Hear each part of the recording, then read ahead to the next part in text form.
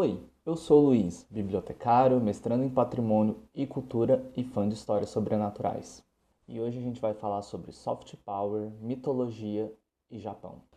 Mas primeiro de tudo, já se inscreveu no canal? Aqui a gente fala sobre mitologia, folclore, lendas urbanas, true crime e um pouquinho de cultura pop. Primeiro, para contextualizar, eu tenho que trazer alguns pontos aqui. Vamos lá no Câmara Cascudo, que foi um folclorista brasileiro, e ele explica o que é o mito. O mito ou a mitologia é um conjunto de histórias que tem a função de explicar algo, certo? Ok, mas Luiz, como assim? Vamos lá. Lembra da história da mitologia grega que assim, ai, acabou toda a comida, eu preciso colher. Ore para Deméter.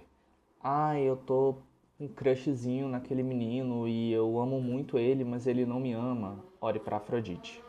Deu para entender mais ou menos? Ok, agora que eu expliquei o que é uma mitologia e como ela serve para explicar o mundo, vamos para o Japão. O Japão começou a sua história de criação contando a história de Izanami e Izanagi. Como eles tiveram a missão de ter filhos, 8 dos seus filhos se tornaram as 8 ilhas do Japão. Esse mito de criação nasce na religião shintoísta. Atualmente no Japão, a religião shintoísta e budista são as mais predominantes, que as pessoas mais praticam. Guarda essa informação. Até hoje, o shintoísmo é uma religião muito forte no Japão. Vamos agora para 13 de dezembro de 1937, onde aconteceu o massacre de Nanquim. Mas Luiz, o que foi esse massacre de Nanquim? Foi um crime de guerra e violação em massa feito pelas tropas japonesas durante a Guerra Sino-Japonesa na China. Essa guerra durou de 1937 a 1945 e o objetivo era o imperialismo japonês, conquistar as terras da China. Foi o período em que o Japão saía ali da era Meiji, que era um período mais tradicional, antiquado, espadas, samurais, e passava por uma modernização, enquanto a China ainda estava meio mal das pernas. Bem, e depois disso, o Japão foi para a Segunda Guerra Mundial, onde ele se aliou à Alemanha, e essa história é mais conhecida para a gente que é brasileiro. Com isso, tivemos Hiroshima e Nagasaki sendo bombardeadas pela bomba atômica, e a guerra terminou em 1945, o mesmo ano que terminou a Guerra Sino-Japonesa. E é exatamente aqui, neste exato ponto, que a gente começa a falar sobre soft power. Após o final da Segunda Guerra Mundial, o Japão saiu com algumas restrições políticas e bastante envergonhado.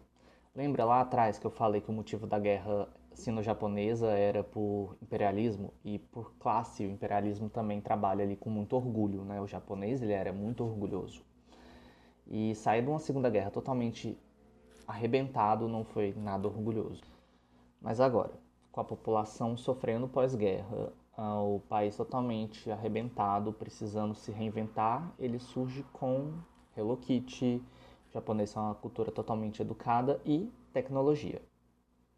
Tudo isso que eu falei, tudo isso que pode ser exportado de forma não bélica para o mundo é soft power, ou seja, influência e cultura.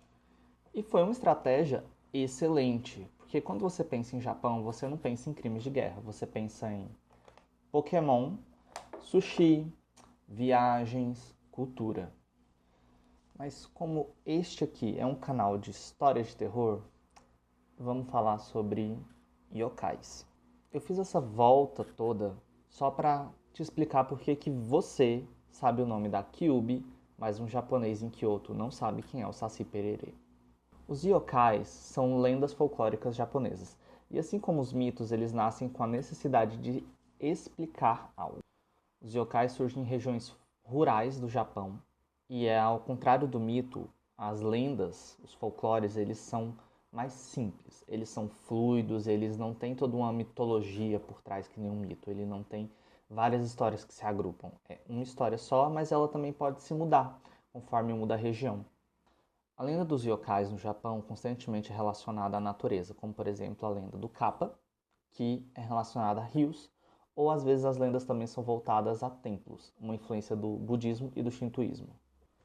Apesar de atualmente a gente conseguir encontrar com certa facilidade referência a esses yokais na cultura pop, quem trouxe pela primeira vez histórias sobre yokais foi o mangaka Shigeru Mizuki, com o mangá GG no Kitaro, mas esse mangá não ficou muito popular aqui no Brasil.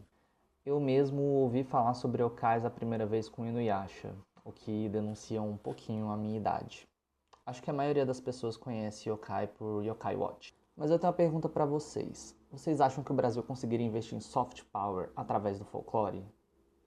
Deixa nos comentários. E se você gostou do vídeo, por favor, se inscreva no canal, curta e compartilhe. Até a próxima.